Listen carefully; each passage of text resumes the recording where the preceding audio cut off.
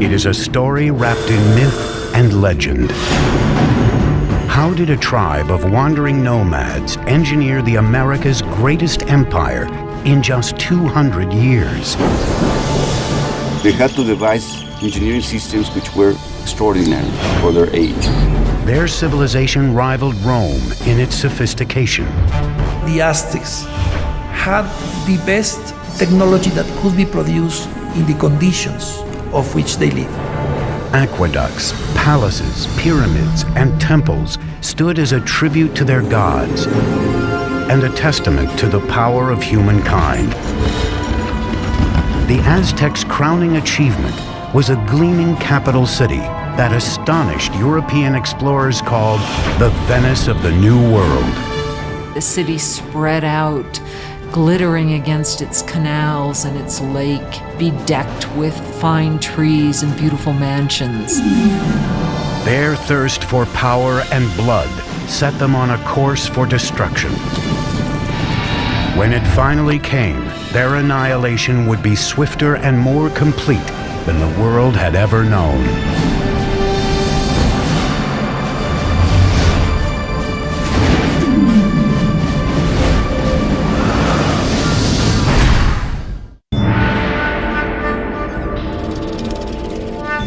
(1325 AD), central Mexico, near modern-day Mexico City. A young girl, just a teenager, is celebrating her impending wedding. She is the daughter of a tribal king, and she is about to join a new tribe that has been a guest of her kingdom. That tribe is now known as the Aztecs. As part of the ritual, 5 Aztec noblemen lead her to an ancient temple for the ceremony. But as she reaches the top, the noblemen suddenly veer her away from the altar and onto a slab of stone in front of the temple, one used for sacrifice. Each man holds a limb, while a 5th lifts an obsidian knife high in the air. With one searing move, he slashes it through her chest and extracts her still beating heart. That evening, the king is invited to a ceremony to celebrate the marriage. Instead, he finds a priest performing a dance, wearing the still glistening skin of his daughter. As part of the ritual, the Aztecs had flayed her to honor the god of fertility. He saw this and he was absolutely horrified at what he saw, his dear daughter. And so he and his forces immediately chased the Aztecs into the lake and onto this island where they sought refuge. The marshy island was an unwelcoming place, yet it was from here that the Aztecs would beat the odds against them and forge the most powerful empire of the Americas.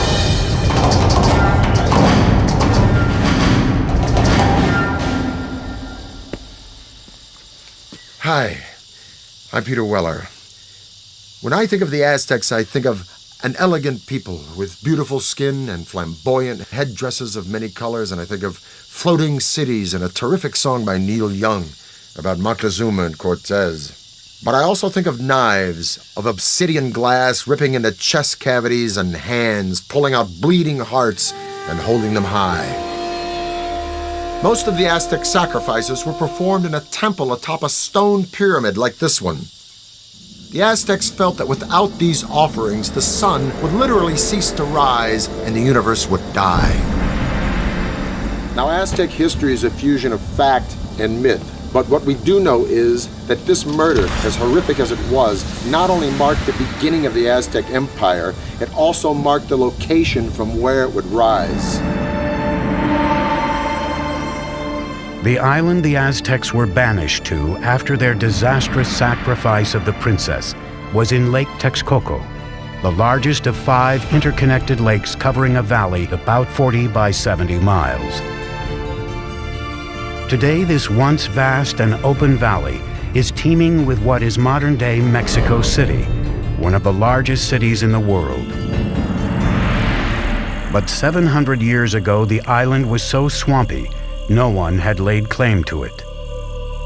Now, as they gazed on the lake, the Aztec leader Tenoch announced to his followers that he had seen an eagle perched on a cactus in the middle of the lake, a sign from the gods that they had found their new home.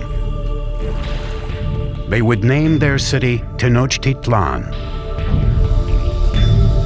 Life is tough for the Aztecs in the early days of Tenochtitlan, but they have a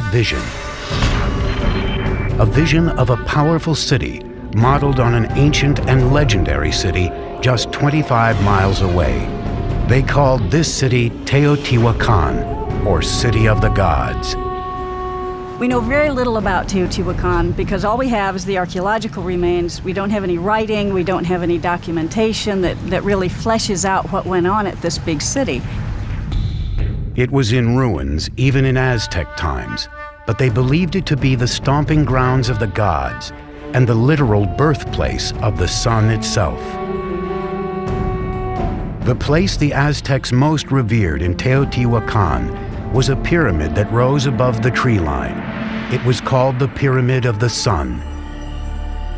The massive sun pyramid contains 1 million cubic yards of earth and stone, with a base roughly the same as the Great Pyramid of Giza in Egypt.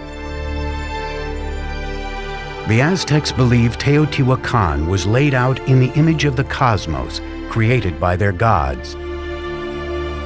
Now it was this image they would attempt to replicate in the construction of their new city, Tenochtitlan. Taking on the challenge would be an Aztec leader named Acamapichtli. In 1376, he embarked on an ambitious plan to engineer an advanced city at Tenochtitlan. But there was a problem. The swampy islands that they took over needed a lot of work. When they started to build anything, it would begin to subside. There was simply no foundation on which to build.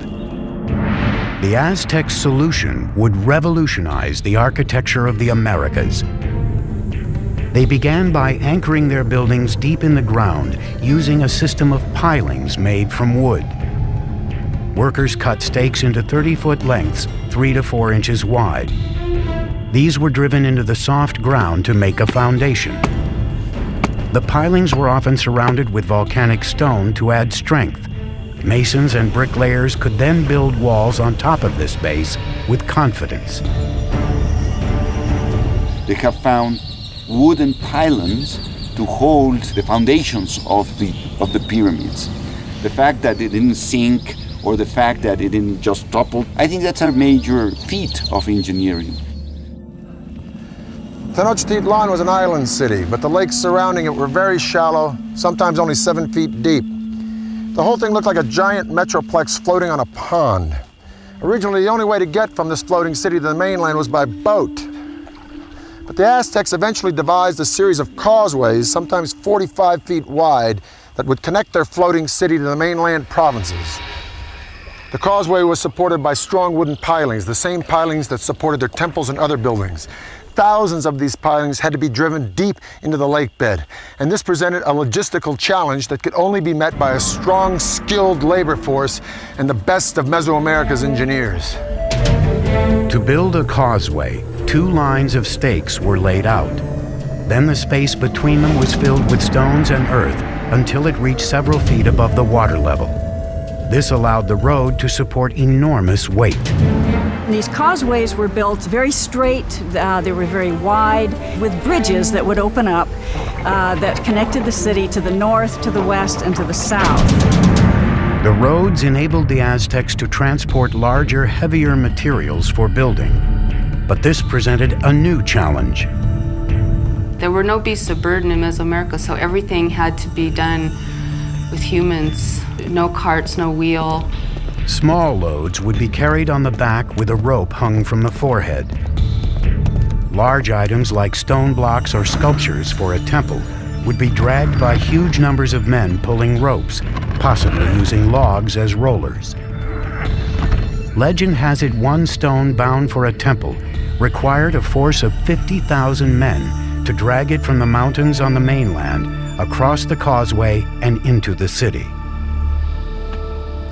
The causeways would also present the Aztecs with a new way to get fresh water to Tenochtitlan.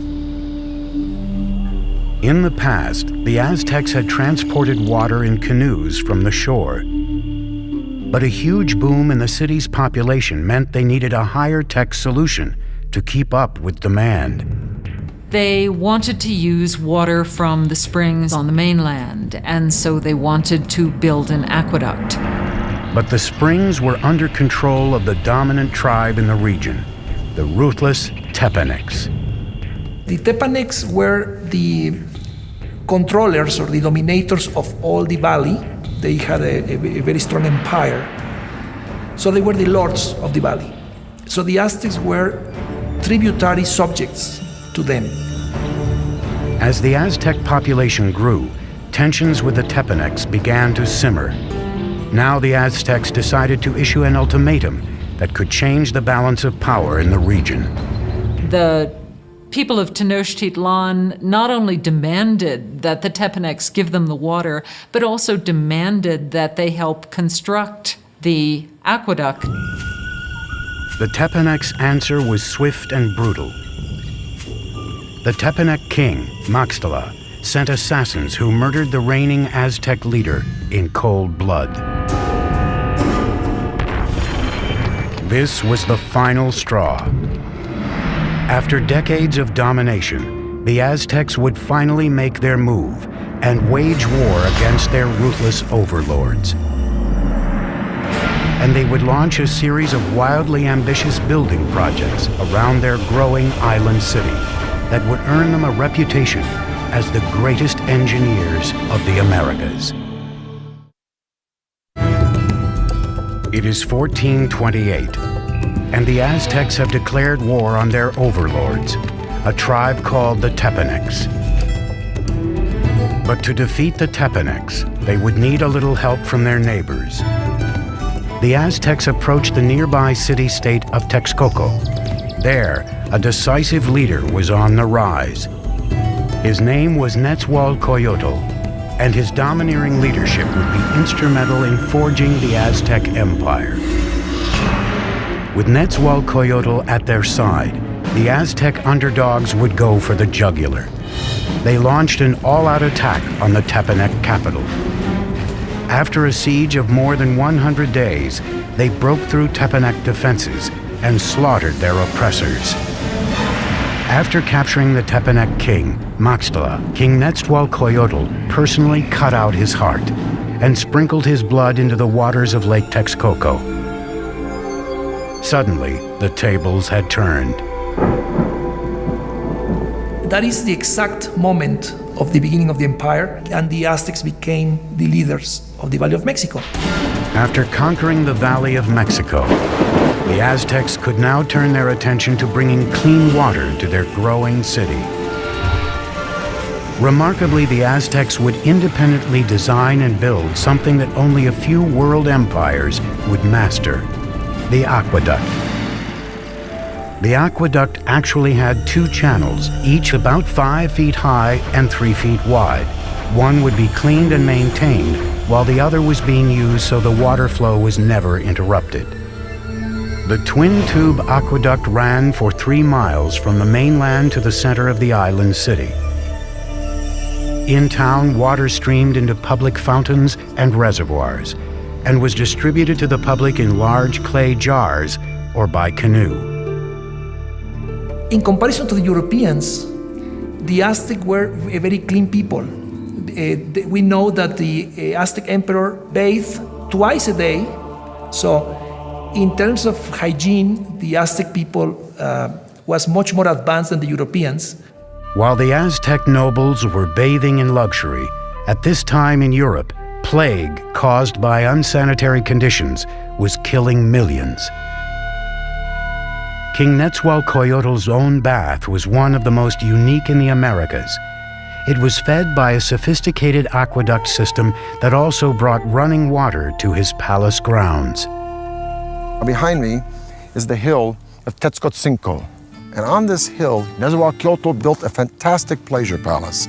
And around this palace, a virtual botanical garden filled with all of the exotic flowers of Mesoamerica. Nezahualcóyotl brought water from the Sierra Nevada mountains all the way down to here, into this hill, to his palace, just to water his plants. To install an aqueduct there, Nezahualcóyotl had to fill a huge gorge between Tetzcocinco and the next hill. As the water arrived at the first hill, it gathered in small pools built to control the speed of the flow before it reached the aqueduct. After crossing the aqueduct, the water ran in a circuit around Tetzcocinco Hill, spilling off over the sides in rock-cut waterfalls to water the gardens. It ended up in a nearly perfectly round rock-cut pool called the King's Bath. And from here, he could look upon his domain at Texcoco, and he could look down at the botanical gardens that he was watering with his fantastic aqueducts. It is indeed a bath fit for a king. By the mid-15th century, with their empire on the rise, it was time for the Aztecs to choose a sovereign leader. He was called Moctezuma, and he would be the first of two emperors with this now famous name. Moctezuma's first order of business was to extend the empire's borders. The Aztecs captured city-states southward to the valley of Oaxaca, westward to the Pacific, and east toward the Gulf of Mexico. By 1449, the empire contained as many as 15 million people. In the short span of 100 years, the Aztecs accomplished the impossible. They had toppled the Mesoamerican world order. But while the Aztecs dominated militarily, their island city was vulnerable to a different kind of enemy. Like New Orleans, Tenochtitlan was constantly doing battle with water. And one of Moctezuma's first projects was to protect his city from the deluge of water surrounding it. This is what is left of Lake Xochimilco, in the southern part of Mexico City, in Aztec times, the city of Tenochtitlan. This lake, like the other four lakes that surrounded the city, were spring-fed. Thus, there were no rivers or streams into which it could drain. And if it rained hard enough, the water would rise up and sweep over the land and into the city itself. And this is exactly what happened in the mid-1400s when a flood of catastrophic proportions swept into Tenochtitlan. The city and the empire it commanded were almost completely destroyed, and the Aztec civilization had to once again rely upon the genius of its engineers, and one engineer in particular. Moctezuma enlisted the help of his old ally Nezahualcóyotl to protect the city he was rebuilding from the lake. Nezahualcóyotl would design a solution that would make him the greatest engineer on the continent. His plan was to create a safe zone around the city with a huge dike that would protect Tenochtitlan and its inhabitants. It was designed to be larger than any earthwork anywhere in the Americas at the time, running for 10 miles just east of the city from the southern edge of the lake across to the north. The walls were a wickerwork construction made of sticks, reeds, stone, and earth. Since the lake was shallow, the dike was only about 12 feet in height, but some 27 feet wide. Nezahualcóyotl fitted the dike with sluice gates, most likely wooden doors that would be raised or lowered to control the water level behind it. The dike also served another purpose. It protected their water supply. It was important to build some sort of protective mechanism to keep salt water out of the freshwater western part of the lake. An army marches on its stomach, so said Napoleon. Now, an ample food supply for civilians is a no-brainer in the critical development of any civilization. But the Aztecs perfected a unique method, not only to provide a substantial food supply for its civilian populace, but to fuel the military expansion of its empire.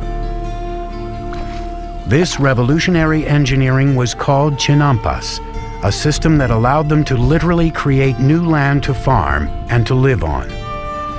If you're going to have a city of any size, you have to provide room for them. And so what they did was build up these chinampas in the lake bed.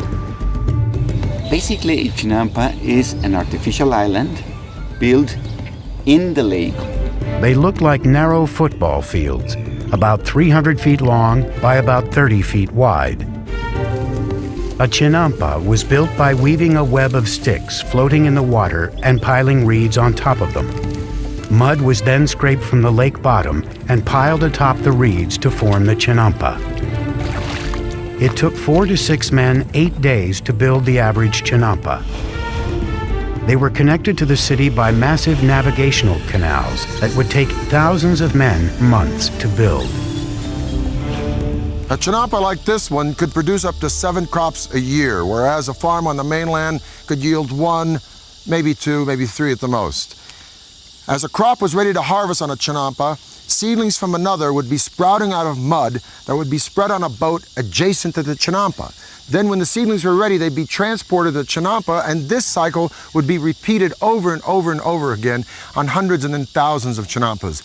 Now, it was this technology that transformed Tenochtitlan from just another tribal town in the 14th century to a dominant and thriving city-state. With their city's infrastructure in place and vast lands under their control, the Aztecs would push the boundaries of their empire further than ever before. They'd create a far-flung network of roads, Aztec superhighways. But as the empire grew, so too did their practice of human sacrifice. Soon, rivers of blood would be flowing through the streets of Tenochtitlan. Today, Tenochtitlan, the capital of the Aztec Empire, is gone, buried under modern-day Mexico City. But 700 years ago, it was a shining capital on the rise, built by advanced engineers and led by larger-than-life emperors. By the late 15th century, the Aztec population had exploded. Their next great emperor would launch a series of conquests that would rival anything in world history. His name was Ahuitzotl, and he would prove to be an even greater warrior than his grandfather, Moctezuma.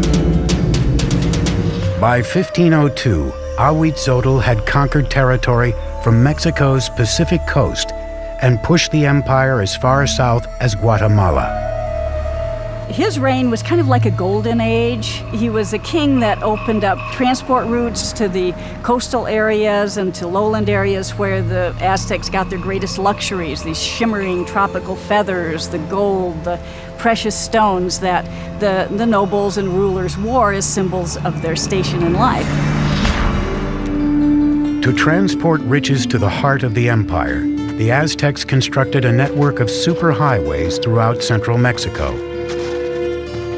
Relay runners were stationed every few miles to create a sort of ancient Federal Express. Messages or goods could be sent 200 miles from the Gulf Coast to Tenochtitlan in just 24 hours, faster than the postal service today.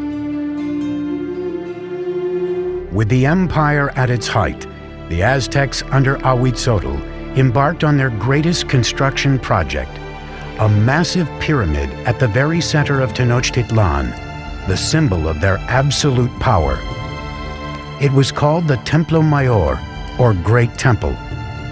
The base of the pyramid was 240 feet deep by 300 feet wide and rose to a height of 15 stories. There were at least 117 steps in 2 staircases climbing 200 feet, leading to twin temples to honor the gods of rain and war. The temple was rebuilt on the same location 7 times, beginning in 1325 with the city's founding. As the empire grew, so did the pyramid. Each stage was simply built right on top of the stage before. The Temple Mayor was built mainly with a stone called tezontle, that is volcanic stone. It's a very lightweight stone that would prevent the sinking of the temple.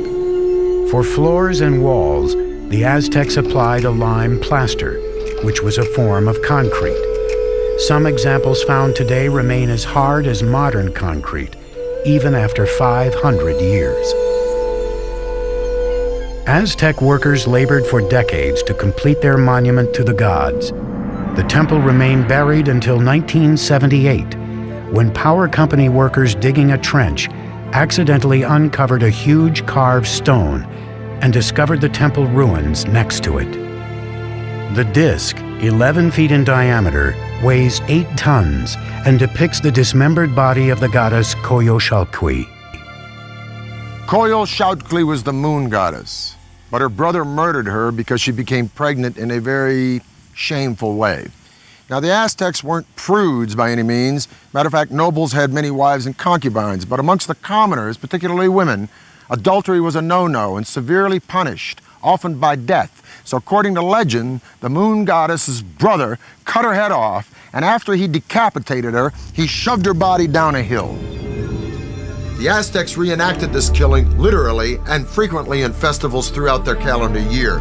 They would decapitate their victims at the top of a pyramid like this and then push the carcasses down the steps to the great stone at the bottom. For the Romans, their most precious treasure was gold. For the Egyptians, it was the afterlife. For the Aztecs, it was human blood. They felt a sense of reciprocity with the gods. So they needed to give a thanksgiving to the gods, giving the most precious thing they had, that was human blood. The Aztecs called it precious water, and they believed that if the gods didn't receive it in massive quantities, the world would end in apocalypse. It was common practice to adorn the walls of the insides of the temples with fresh human blood. And the smell must have been appalling. To dedicate his expansion of the Great Temple, Emperor Ahuitzotl held a mass sacrifice. The heads of victims were displayed prominently on skull racks around the temple. According to some chronicles, they say that there were sacrificed 20,000 people. From a practical point of view and from a scientific point of view, it sounds impossible. So I think that the chronicle that is written by Spanish sources is basically telling us that to their eyes, they were many. As Ahuitzotl's reign continued, the bloodletting skyrocketed. Life in Tenochtitlan soon became an orgy of death. Friends and enemies alike would be brought in to witness the sacrifices. It's always ritual. Sacrifice is always a ritual event, but it was also a political statement, and it was a form of intimidation. By the time of Ahuitzotl's death, the Aztecs had institutionalized sacrificial killing and turned killing on the battlefield into an art form. They were the America's fiercest fighters, an elite cadre of whom would have a spectacular new mountainside temple dedicated to them. But even they were not prepared for the war of the worlds that was about to descend upon them.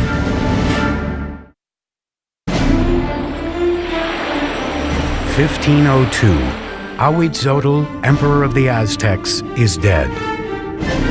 Moctezuma II, a 34-year-old former priest, comes to power.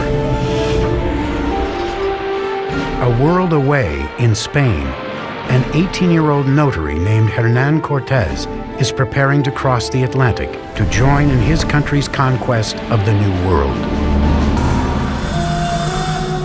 This is the zenith of the Aztec Empire. It now covers at least 80,000 square miles, reaching out from Tenochtitlan to both coasts and as far south as Guatemala.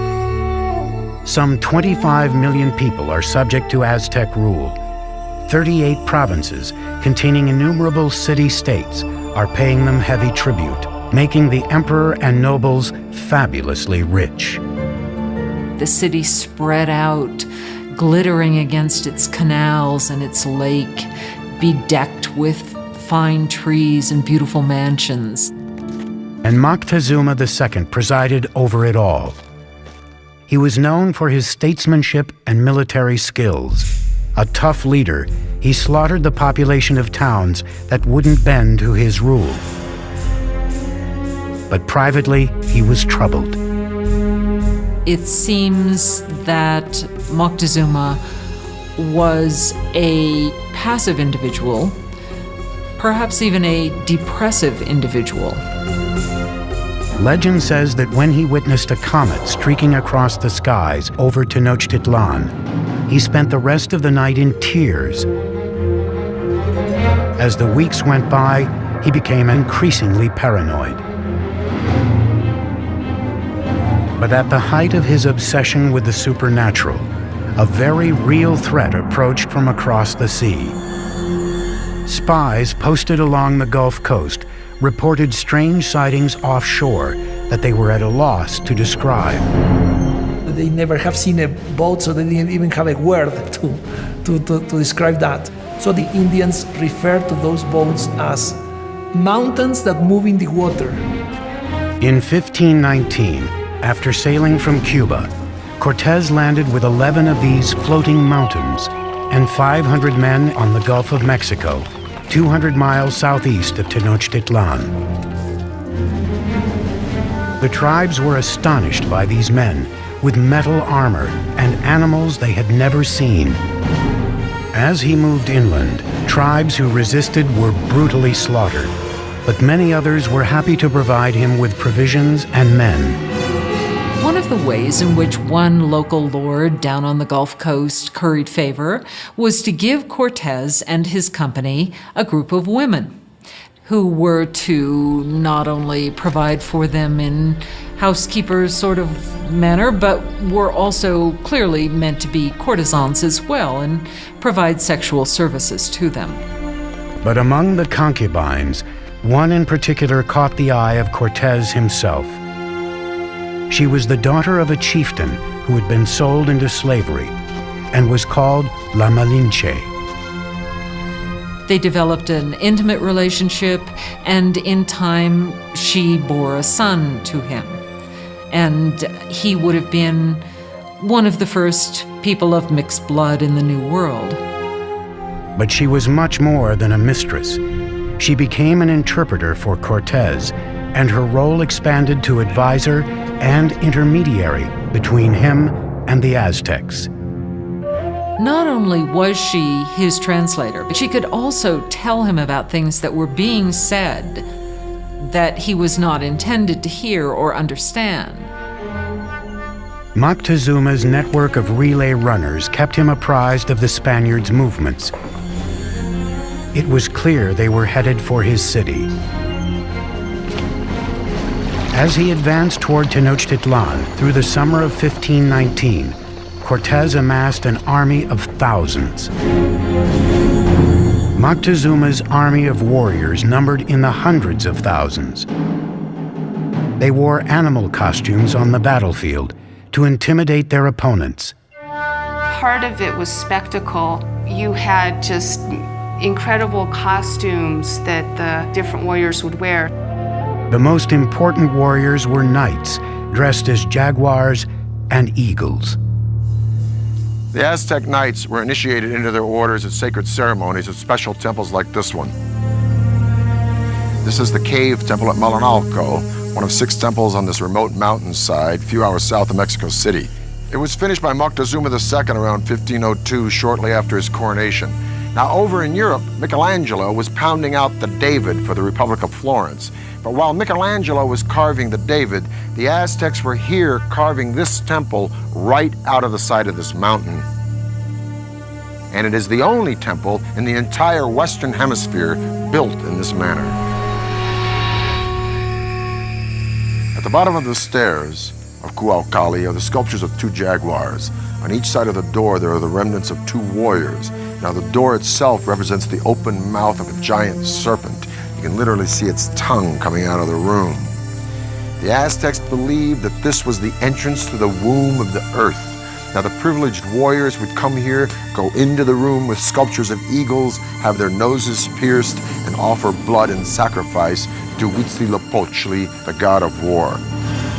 But this would be by no means the last time these Aztec warriors would spill their blood.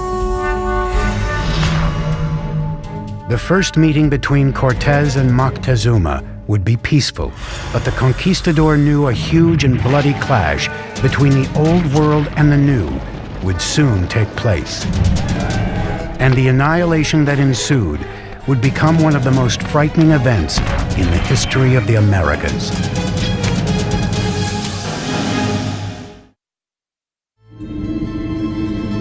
It is the fall of 1519. Spanish conquistador Hernán Cortés has finally reached the gleaming Aztec capital he has heard so much about, Tenochtitlan. When the Spaniards first saw Tenochtitlan, they thought they were in some kind of an enchanted vision. They thought they'd entered some kind of a dream. A massive force of native warriors, allied against the Aztecs, accompanies him as he advances on the main causeway into the city. The meeting of Cortés and Montezuma on a causeway approaching Tenochtitlan had to be one of the most remarkable events in world history. It's really a meeting of two different worlds.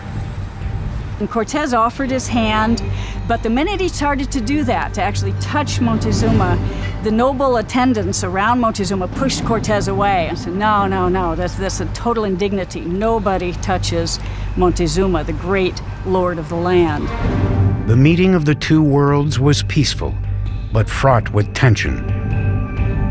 Moctezuma by this time had become increasingly impulsive and prone to bouts of hysteria. So the encounter was an encounter of sensing the forces, no, in each side. But the Aztecs had a diplomacy and a warfare system that was somewhat naive in comparison to the very tricky and sly system of the Europeans. Moctezuma invited the Spaniards to stay in one of his palaces. It would prove to be a catastrophic mistake. As the Spaniards entered the city, they were so awed they thought they were dreaming. At the heart of the city stood the emperor's colossal palace. The palace of Moctezuma II was a massive complex spread across 6 acres near the Great Temple. One of the Spaniards noted that every day at Moctezuma's palace, 600 nobles gathered, and they would hear the word of their emperor. Moctezuma received the Spaniards in a large reception chamber just beyond the main entrance, designed to make the emperor appear omnipotent. But Moctezuma's palace would be the last ever built by the Aztecs. Not a week into their visit, the Spaniards went for the jugular, kidnapping Moctezuma. It was an audacious move, but it paid off. The empire appeared to be theirs. Even though Moctezuma was still the official leader of the city, he was really, for some time, nothing more than a mouthpiece for Cortés. For 6 months, tensions within the walls of Tenochtitlan slowly simmered. Then, in the spring of 1520, it all came to a head. One morning, Spanish soldiers interrupted a sacred sacrifice and slaughtered those taking part. The move sparked an uprising. For the Aztecs, the Spaniards had committed an unspeakable sacrilege. The city became engulfed in chaos as the Aztecs marched on Moctezuma's palace. Moctezuma gets up on the top of the palace and tries to talk to the people and calm them down, and by now they're just not having any of it. Moctezuma had become nothing more than the Spaniards' puppet, a betrayal so great in the eyes of his people, they pummeled him with rocks and arrows. Shortly after, Moctezuma's lifeless body was tossed from the palace walls. Whether he died at Spanish hands or from injuries inflicted by his own people may never be known. And the Spaniards at that point decide this would be probably a good time to leave the city. On the night of June 30th, 1520, the Spaniards attempted to escape under cover of darkness. But they can't separate themselves from the plunder that they've gotten so far, so they're weighted down with all of the things that they want to take with them. They were easy targets for the Aztec warriors, who caught them on the causeway. bodies quickly piled up in the water. 400 Spaniards were killed along with several thousand of their Indian allies. That escape has come to be called the Noche Triste, the sad night. Cortez and a few others managed to escape with their lives. The Spaniards would now destroy the shining city of Tenochtitlan for good. He would begin by severing the lifeblood of the city, the aqueduct. As hundreds of thousands of people within the city's walls were without water, Cortez created a blockade around Tenochtitlan to cut off all outside supplies of food. So the idea of this blockade was to try to make surrender the city by hunger. And the Aztecs had a tremendous resistance, so they couldn't be defeated easily. And what they decided to do is to mount an attack both by land and by sea. For centuries, the lake around Tenochtitlan was a barrier against invaders. But Cortez would find a way around that. He had thousands of his Indian allies carry ships in pieces up thousands of feet over the mountains to be assembled and launched into the lake. May 1521. Cortez unleashes his massive army in a final decisive attack on Tenochtitlan.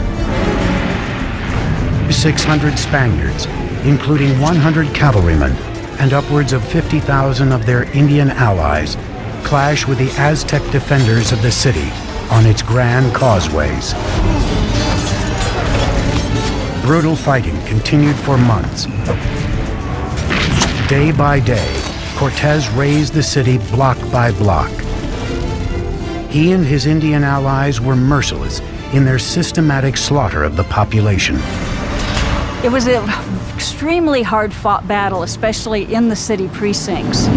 The Aztecs made a last stand at the great temple in Tlatelolco. Warriors lined the steep steps to rain down arrows and rocks on their enemy. But it was hopeless. On August 13th, the final Aztec leader, Cuauhtemoc, was captured and surrendered to Cortez. And that was just the beginning. 20 million would die of disease brought by the Spaniards. By the end of the 16th century, we estimate that the native population had been reduced by about 90%. Modern-day Mexico City has been built atop the rubble of the once majestic city of Tenochtitlan.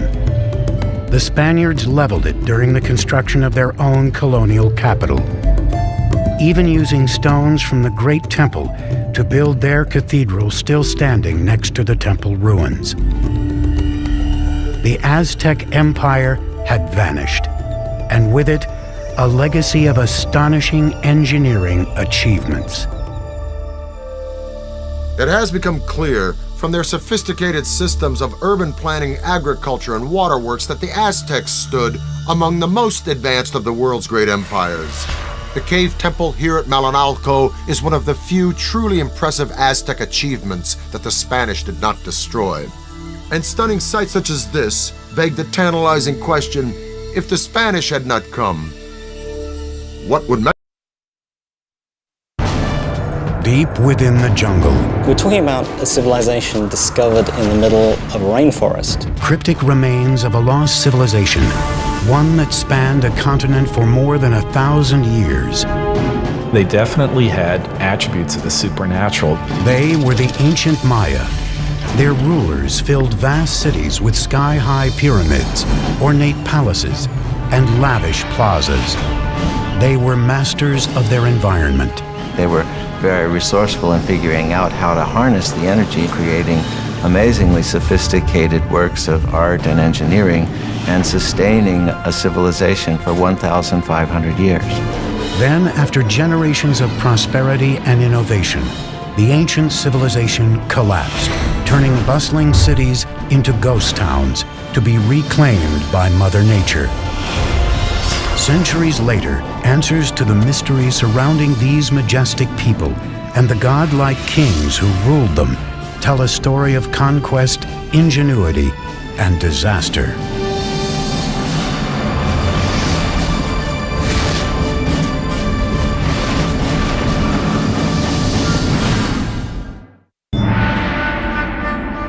869 AD, in the lowlands of the Guatemalan jungle, the Maya are becoming desperate. Food and clean water are dwindling. Thousands of people are starving.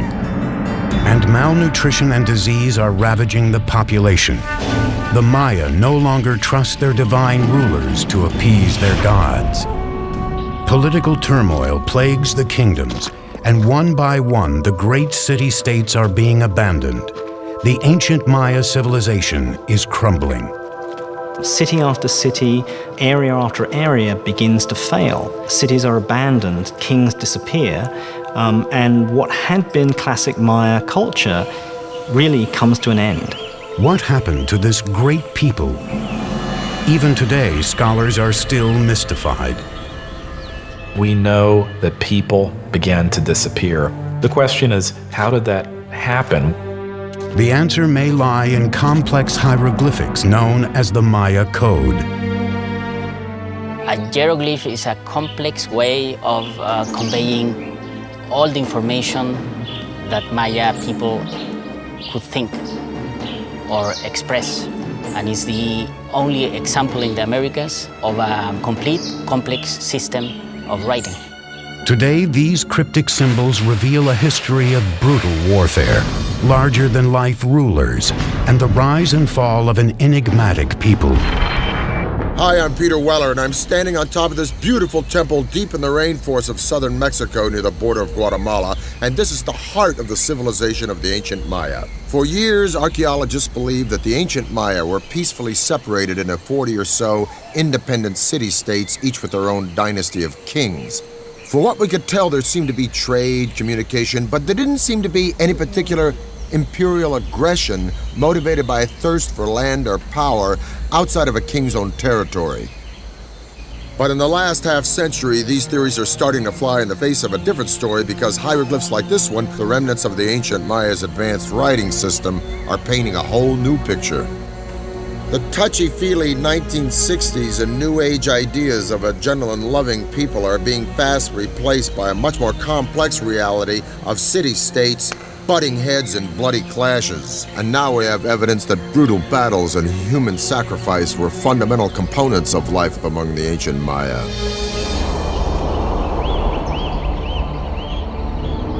But the evolution of the Maya civilization into this complex network of city-states didn't happen overnight. The Maya came into existence probably a couple of thousand years before Christ. By 500 BC, population was on the rise, and small communities were turning into the first major Maya sites located throughout Central America. Fully organized kingdoms were ruling the region by 250 AD, with mighty rulers at the helm. They had powerful rulers, they were in competition with each other, and sometimes this competition led to war. For the Maya, it was war led by kings in the name of the gods. Maya kings were people like us, but for the Maya, they definitely had attributes of the supernatural. The price of devotion had brutal and sometimes deadly consequences. People owed a blood debt to the gods. It wasn't that they didn't regard human life or human blood highly. Quite the contrary. Human blood and human life was the most precious, the most sacred thing that could be offered to the gods in order to repay the blood debt that was incurred at creation.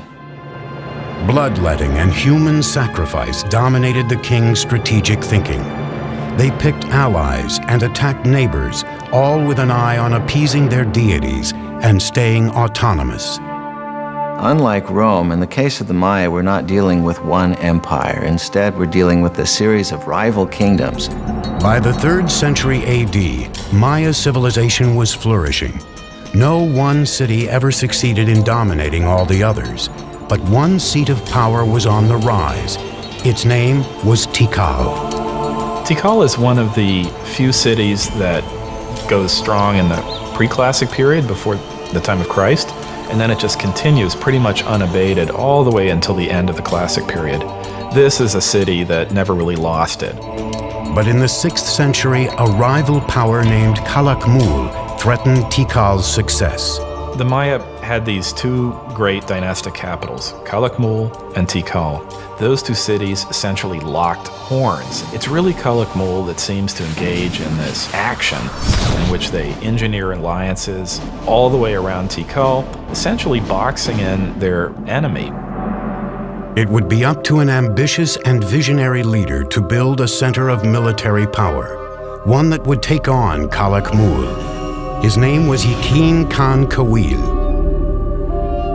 He would construct one of the most iconic structures of the Maya, a pyramid that would stand the test of time, the Temple of the Giant Jaguar. The most valuable monument was one that took a lot of effort. So a big temple pyramid is an indication of your power, your strength, your prestige. It's a way of drawing people into your city because it shows what an awesome, powerful ruler you are. Building in semi-tropical environments with rudimentary materials was a unique challenge, especially when the goal was to build vertically using Stone Age technology. Most of the technology that we associate with big stone constructions were unknown to the Maya. They did not have beasts of burden. They didn't have metal tools. What the Maya did have was a virtually unlimited supply of malleable limestone and a great deal of manpower. Your labor was one of the things that you were required to give to the king on an annual basis. Blocks of limestone were quarried and then pushed, pulled, or carried by sheer force to the construction site. They used something that we call the tump line, and this is a rope that would pass around the forehead, and in that they could carry, literally at times, hundreds of pounds of debris. Level by level, the pyramid was built skyward.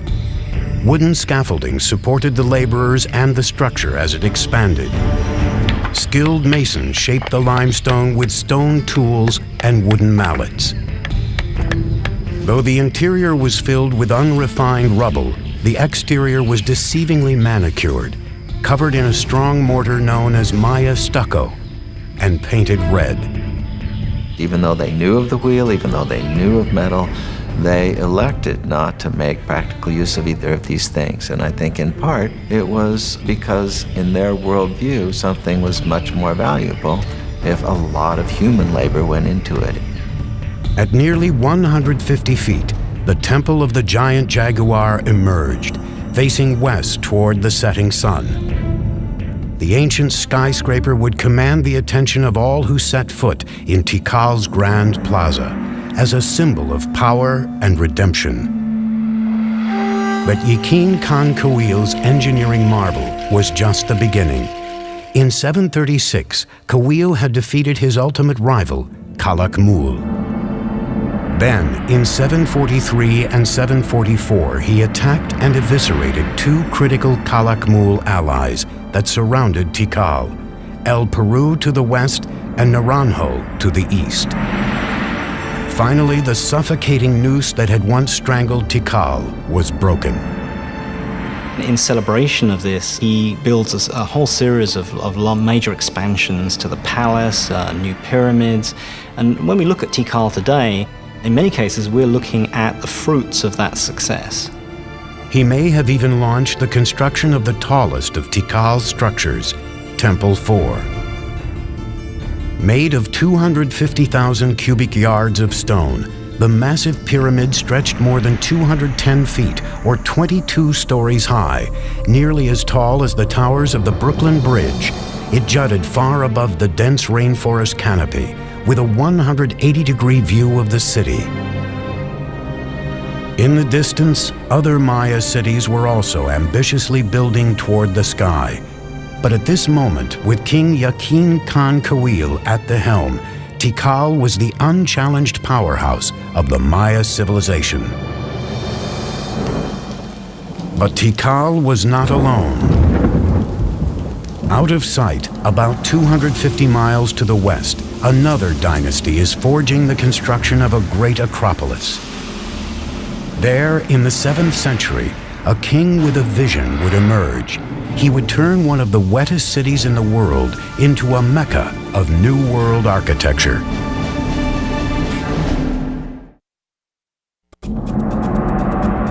611 AD, on the outskirts of the Maya world in southeast Mexico, a city by the name of Palenque is on the ropes. It launches a last-ditch defense against regional powerhouse Calakmul. Palenque's forces are overwhelmed, and the king is killed with no male heir to the throne. Because Maya kings were thought to be divine lords, their lineage is key to survival. The end of a dynasty usually spelled disaster. Yet at this critical moment, one of the greatest building campaigns in Maya history was about to begin in Palenque, and the king behind it would remain unknown until the middle of the 20th century. In 1949, some of the questions regarding the mysterious dynasty of Palenque are answered when archaeologist Alberto Rusluye is excavating this 75-foot-high temple, now called the Temple of the Inscriptions. Now, I'm in pretty good shape, but those guys had headdresses and big robes, obsidian, knives, and swords. I thought I'm in pretty good shape, for an old guy anyway. But I don't know how they did it. I don't know how Alberto Ruslier did it. But I still got a lot to go. And when he gets up into the sanctuary, he looks around and he notices on the floor a row of holes covered with stone stoppers, and he figures out that these holes were made for ropes in order to pull up the slab, just like I'm on a trapdoor. So he pulls up the slab, this one exactly, and he follows a steep staircase filled with dirt and debris. He's never seen a Maya pyramid like this before, so his men start digging and digging and digging into the unknown. The wet stairs are very slippery from the moisture and time and the rain from the forest, and he finally gets down to a plateau. And he notices that the whole pathway doubles back and then continues, and he finds hidden doors, secret passageways, signs that a lot of thought and calculation went into building this structure. Finally, after 3 long years, he gets to the bottom of this 80-foot stairway, and there he sees a small corridor. And in the corridor is a stone box, and in the box are 6 skeletons, the remains of souls who were sacrificed to protect the person for whom this temple was built. But he still doesn't know who that person was. And then he finally sees a huge door, a massive triangular stone. So his men and he open it, and then they go in. And behind this huge triangular door is a vaulted crypt about 30 feet long and 23 feet high. And inside the crypt is this massive sarcophagus carved from one piece of limestone.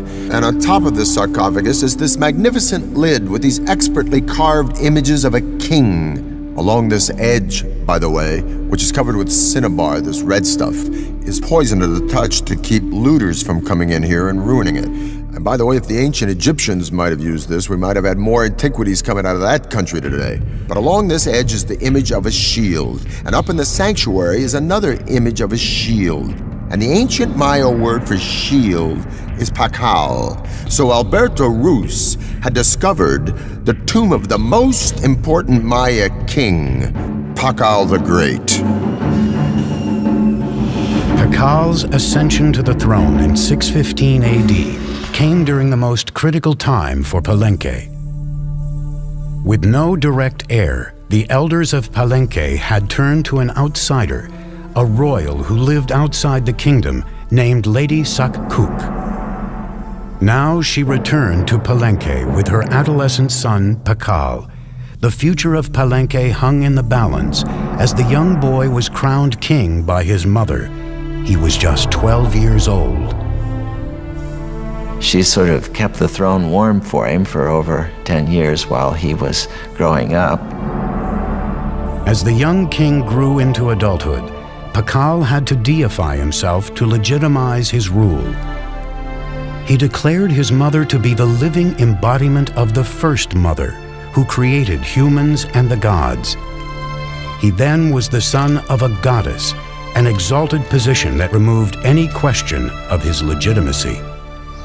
He was almost certainly a charismatic fellow. He had to have been. He had no power base. He had to do it almost on pure charisma and determination. As a Johnny-come-lately, as someone who needs to prove himself, he's going to be as splashy as possible, and so he constructs the most gaudy buildings imaginable. He is establishing all sorts of new architectural patterns. To authenticate his lineage, Pakal set off on a building spree to revitalize his battered kingdom. One of his first orders of business, the renovation and expansion of the royal palace, an impressive structure that sits in the heart of the main plaza. More than 70,000 square feet, the palace would become a maze of galleries, chambers, stairways, courtyards, and tunnels, and was designed to reflect his ideas of grandeur. At first, Pakal's architects, like those throughout the Maya world, employed what is called the corbelled vault to support their soaring structures. Now, this was a pretty straightforward structure where a series of lines of stones of ever-decreasing height are laid on top of each other. So it forms really a kind of inverted V shape with a row of capstones along the top. But the corbelled vault left something to be desired. This basic construction limited interior space and light and forced architects to build walls wider than even the space it enclosed. Driven by a determined king, Pakal's engineers now looked for solutions to this problem. What the Palenque designers succeeded in doing was lightening the weight. They produced sort of honeycomb structures on the top of these buildings. They could make their spans wider, area, more light could come in. These innovations reduced the stress on the load-bearing walls, creating a more open and inviting feel than the traditional Maya buildings. Over 60 years, Pakal's builders became the best in the New World. But it wasn't until the end of his rule that Pakal commissioned one of the most complex and imaginative projects ever attempted by the Maya, the Temple of the Inscriptions. The discovery of the Temple of the Inscriptions changed all our ideas about Maya pyramids. They weren't supposed to be mortuary shrines.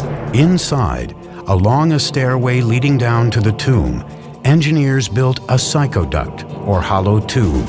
It's a conduit that allows someone on the top of the pyramid to speak into this speaking tube, and eventually you would be able to presumably communicate directly with Pakal in his tomb. This 20-ton sarcophagus was built to last an eternity.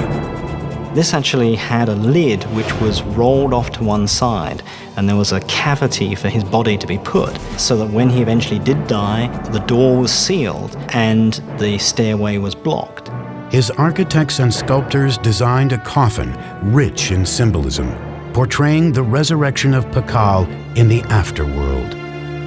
Royal scribes were ordered to draw a grid to accommodate 640 glyphs that would tell the story of Pakal's reign. Many Maya pyramids don't leave much textual record on them. The opposite is the case in the Temple of the Inscriptions. Everything about it, from these huge tablets on the summit to the information inside, proclaims that this is the final resting place of the founder of one of the great Maya dynasties. In 683, during Pakal's 68th year as king, the 12-year-old boy who grew to be one of the great Maya rulers died at the age of 80. He was covered in red cinnabar and adorned in lavish jewelry. A jade mask was placed over his face. Though the legacy of Pakal the Great would be hard to match, his son had been waiting on the sidelines for nearly 50 years. With the clock ticking, he would launch a series of building projects harnessing the laws of physics and Mother Nature.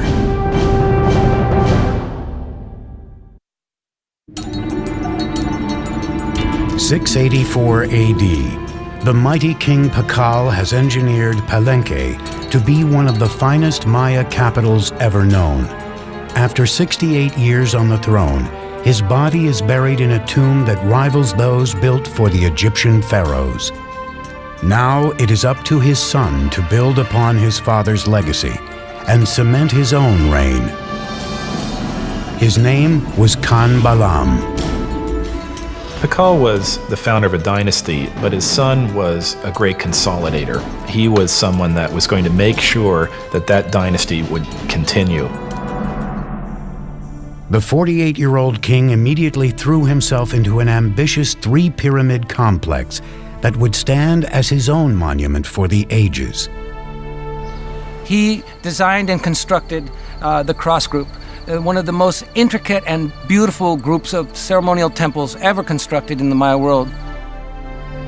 These are his memorial, and they tower above the palace. They look down on the works of his father, and in some ways, I think they represent a statement of individuality, that he himself is going to leave his imprint on the city, just as his father did.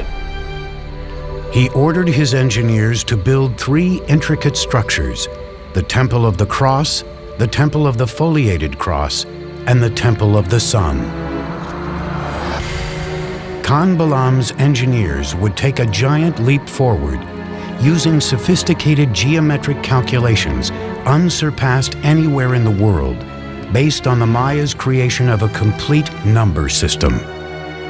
One of the many ways in which the Maya were ahead of their time was in their creation of what we would refer to as zero. With a simple combination of a shell which represented zero or completion, and then a dot, number one, and then a 5. By just placing them in different positions, they were able to multiply, and reach incredible numbers. The Greeks and Romans were tremendous engineers, theologians, historians, and so forth, but were very limited by their mathematical system because they didn't have a zero. So here you have the irony that they were able to produce great public works, philosophy, and whatnot, but were really pretty lousy mathematicians compared to the Maya. Khan Balam's engineers' advanced mathematical observations may have included the discovery of proportions like the square roots of rectangles and something called the golden mean, a naturally occurring proportion that can be seen in animals, nature, and even the human body as 1 to 1.618. Measure a person from his head to his belly button, and then from his belly button to his feet. You get a proportion very close to 1 to 1.618, the golden mean. Some scholars believe this proportion has been appearing in structures for thousands of years at places like the pyramids of Giza in Egypt and the Parthenon in Greece. Da Vinci's Vitruvian Man is a study of this proportion, and some even say he painted the Mona Lisa using this ratio in her features. With nothing more than some sticks and a cord, Khan Balam's engineers may have been able to measure the square roots of rectangles. In the Temple of the Cross, these shapes would be used to mark the two main piers of the facade, the width of the medial doorway and the interior walls. The golden ratio can be seen in the rear chambers and the base of the structure, with the side wall as 1 and the back wall as 1.618. By using repeated squares and natural proportions in the Temple of the Cross, a beautifully calculated floor plan took shape, full of geometry, mythological history, and a king's own legacy. But not all engineering in Palenque was done with an eye on the afterlife. Palenque's engineers also had to focus on more practical needs. One of the names of Palenque is La Camha, which means place of great waters. We have 4 rivers running through Palenque year-round. We have dozens of springs. We have water everywhere. These riches came with challenges.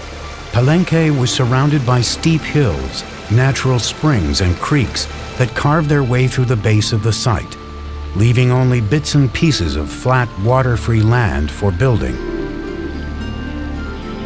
Unlike most Maya cities, the problem facing Palenque wasn't how to store water for the dry season. It was how to deal with an overabundance of water. As you can see, everything is green here. It rains every day. So to meet this challenge, the city planners devised a unique way of diverting the pre-existing streams by building subterranean aqueducts that would channel the water underground, thus saving more land on top for cultivation. These tunnels were lined with limestone and they were covered with our old friend from Egypt and Greece, the corbelled vault. Series of protruding stones, one on top of the other, formed sort of an arch overhead. Now these ceilings were so sturdy they could support the massive weight of Palenque's giant plazas overhead. So the people were walking along with the water rushing underneath them, being diverted away from the city, just like it is where I live today in New York City. What's even more impressive is that there are signs that Maya engineers may have figured out a way to create water pressure. They built water tunnels that ran through the rugged terrain into the city, often directed uphill. As they got closer to the main structures, the pipes got incrementally smaller. Like Roman fountains, the water pressure gained momentum as it coursed through increasingly narrower tunnels, eventually allowing for running water throughout Palenque's buildings. We have beautiful systems of sweat baths and swimming pools, and aqueduct in its day, it would have rivaled any of the Roman aqueduct systems. We don't see this use of water pressure anywhere else, and it doesn't appear again until the Spanish bring the technologies with them. Together, Khan Balam and his father Pakal ruled Palenque for nearly 100 years, pushing Maya engineering to a level never seen before. The future seemed bright for this city on the rise. But its years of glory are about to come to a sudden end. Something is happening in the Maya world that will cause the classic city-states to implode. By the 8th century, Palenque, Tikal, and the other kingdoms of the Maya world were expanding across the continent. Tall pyramids, unparalleled city planning, and sumptuous royal palaces advertised the glory of the great kings. Then, suddenly, these cities began to unravel, one after another. Royal sculptors stopped carving their monuments with historical information, and kings halted their construction projects. Maya civilization had plunged into darkness. It's not that the entire Maya lowlands is abandoned overnight. It's that, one kingdom falls here and another one 10 years later falls over here, then another one over here. The causes of the Maya collapse remains a great debate among scholars. We're really talking about a society that was pushing itself to the limits. There is no one single explanation for this implosion, but scholars seem to believe that environmental catastrophe led to a full-blown meltdown for the Maya civilization. The soil no longer produced crops, thus lack of food and polluted water produced malnutrition and disease. The Maya could no longer count on their kings to intercede with their gods because their great society was in a death spiral, and their kings, so long counted on for guidance and prosperity, were powerless to stop it. So sadly, but slowly and surely, the people voted with their feet, and the ancient Maya left their beautiful cities forever. There were no signs of mass graves. They did not vanish. Where did the millions of Maya go? If you wanted to go where it was happening, you moved north. Go north, young man. The cities that die in the south, and that's the only way to describe it, is they just go into oblivion, are never really replaced. But there are locations all around the Yucatan Peninsula where the cities not only thrive, but they begin to grow explosively. This growth was enhanced by an elaborate network of causeways called sakbes, or white roads. The sakbes weren't just local transport, they were emblems of the great political power of two allied cities that had the wherewithal to create this magnificent royal procession way between their two kingdoms. As much as 60 miles long in some places, they were a marvel of engineering. They would place huge rocks on both sides of the causeway and then filling whatever was in between with cobbles and unfinished rocks and stones, and then they cover all this surface with stucco, nice plaster, and then upon it they create this smooth surface. In the Yucatan Peninsula, the Sac Bays often charted a course through the rough terrain in perfectly straight lines. It's not easy to cut a line 60 miles that doesn't deviate even a degree. I would really like to know what instruments they use. We have no record of it. These causeway systems allowed for rebirth, movement, and trade in the north, and it is there that the ragged survivors of the southern lowlands hope to find a second chance, in a Yucatan city called Chichen Itza. Chichen Itza came to be the largest and most powerful city from about 800 to 1050 or so that had a real knack of being a big tent. So it was a very cosmopolitan place, and I'm sure it traded handsomely on that reputation. One of the buildings unique to the site was El Caracol, an astronomical observatory. The Maya were obsessed with both time and the stars and spent centuries looking to the sky for answers. The Maya probably had something called a gnomon, which is a series of two crossed bars, and by looking at the intersection of those two bars, they would be able to focus on something. With just basic tools, the Maya were able to track the movement of the stars and planets and the passing of time. Like Stonehenge, this was a place where people could make solar and lunar observations. The staircase in the front of the building faced 27.5 degrees northwest, out of line with other structures, but in almost perfect alignment with Venus's most northerly position in the sky. It was closely aligned with the celestial bodies and occurrences, such as the movement of Venus and the solstices. In the higher tower of the building, 3 openings survive today. They are small, narrow, and irregularly placed, but they align along astronomical sight lines. In the Caracol, we can see in its orientations, in its peculiar displacements, in its odd alignment of buildings, a focus on what Venus was doing at the time. Venus is a kind of variable actor up there in the skies. Sometimes it moves in this direction, sometimes it moves in that direction. The Caracol seems to be about looking at Venus when it's come to the end of a certain kind of motion. This astute astronomical observation allowed the Maya to build their interlocking calendars that were more accurate than any other used in the ancient world. The Maya had 2 calendars, one ritual and then, the solar calendar that is very, very similar to what we use in the Western world. The Maya measured the solar year to be 365 days. Their measurements for the revolution of Venus and the occurrence of lunar eclipses were equally on target.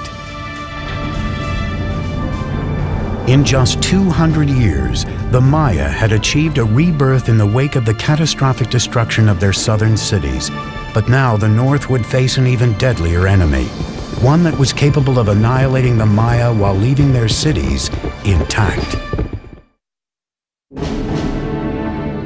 In the 9th century, the classic Maya cities suddenly and mysteriously collapsed, ending the era of greatest prosperity and growth.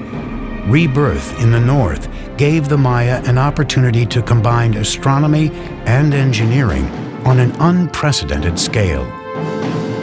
At Chichen Itza, signs of continuing obsession with the skies left a permanent mark on Maya architecture. The cornerstone of Chichen Itza was the 98-foot El Castillo, or the castle, built in the 9th or 10th century. The 365 steps equal the number of days in the Maya civil calendar.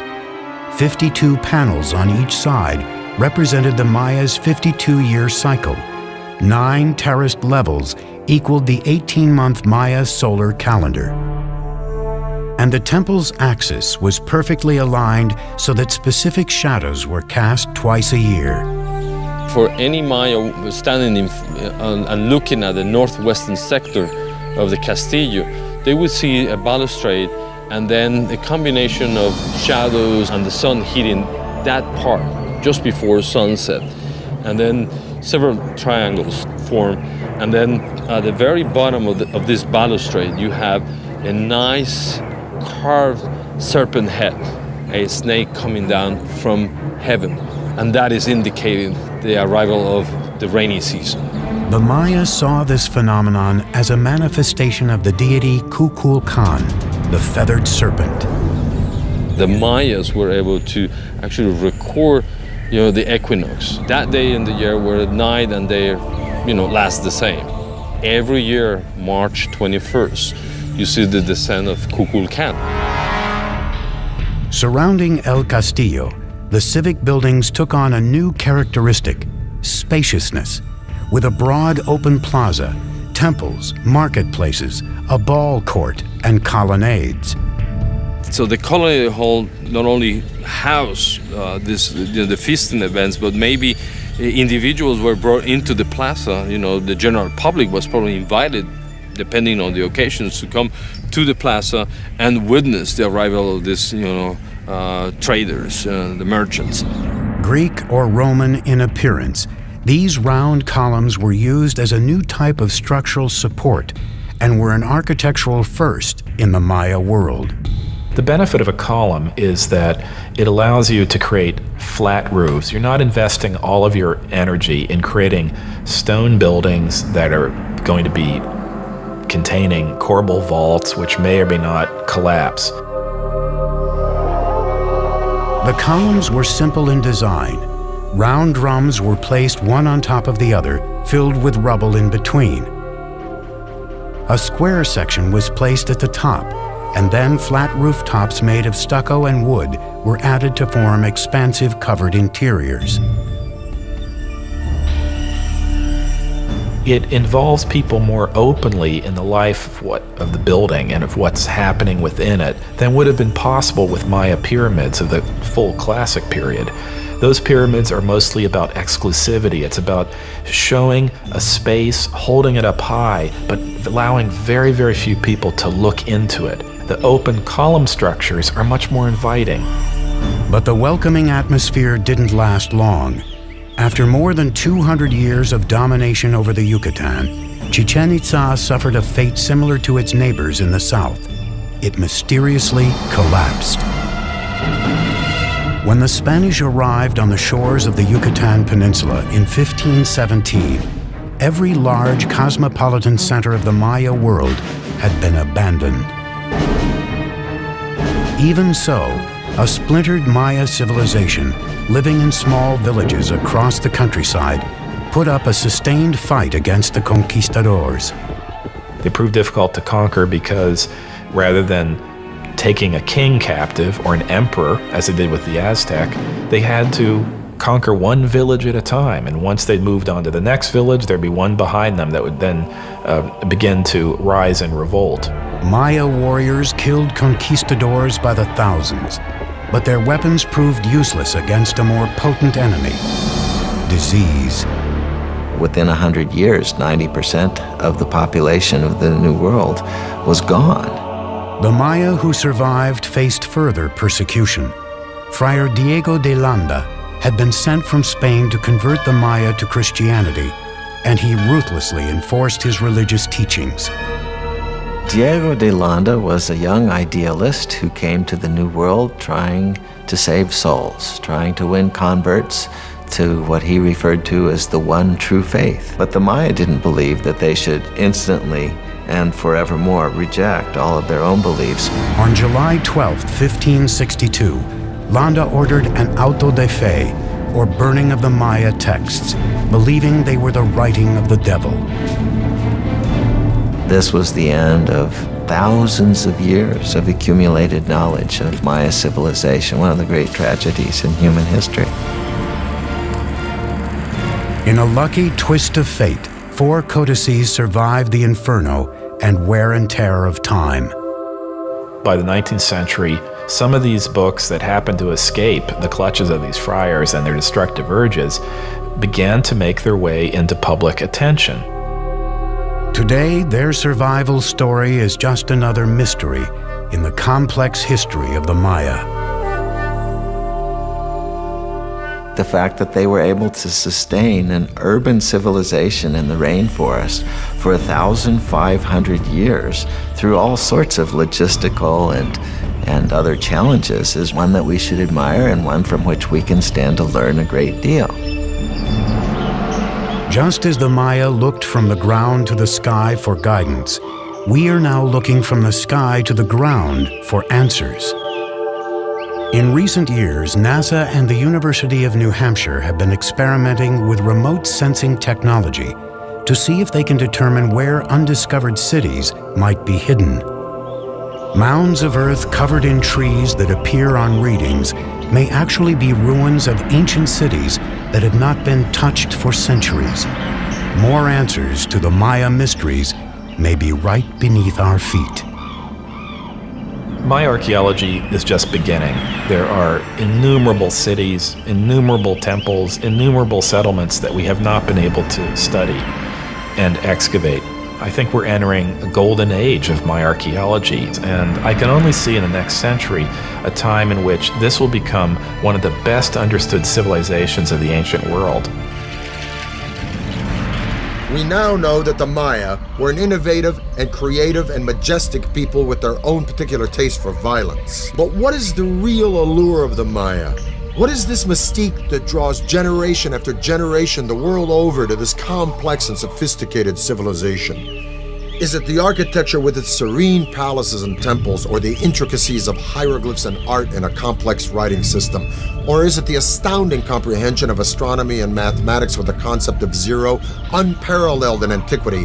Or is it simply because these remarkable people carved entire cities, not just villages and towns, but magnificent cities, right out of some of the most inhospitable landscape in the entire world?